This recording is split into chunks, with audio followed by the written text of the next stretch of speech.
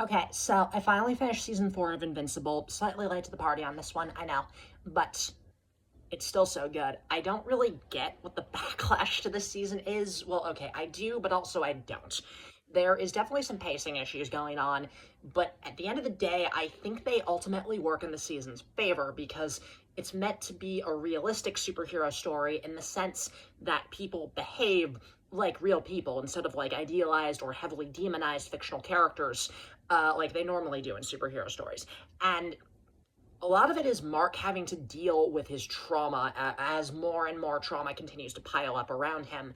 And because of that, the slightly start and stop nature of parts of it, episode 4 in particular being this massive detour where he literally goes to hell to help the devil win his throne back. It makes sense in context. And it's a lot of ways about how Mark is looking for easy answers to complex problems because he's 20 and he has daddy issues and PTSD, so of course he is. And that's a very polarizing episode. I have slightly mixed feelings on it, but I think it works ultimately. And so the other thing that's going on here is much like in previous seasons, there are detours, but there's also the main plot finally cooking up. You've got all the Viltrumite war stuff finally going down. We meet Grand Regent Thrag. We get some more context for Nolan and the Viltrum Empire's backstory and why there's only 50 of them left.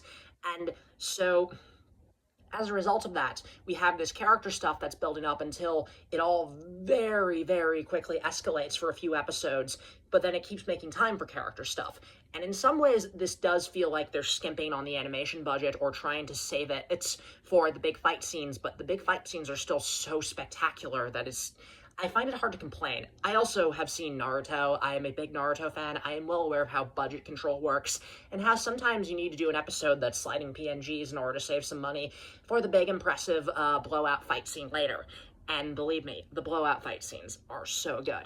But then it slows down again because at the end of the day, this is a human story about very human characters with human motivations and the toll that this kind of life takes on you.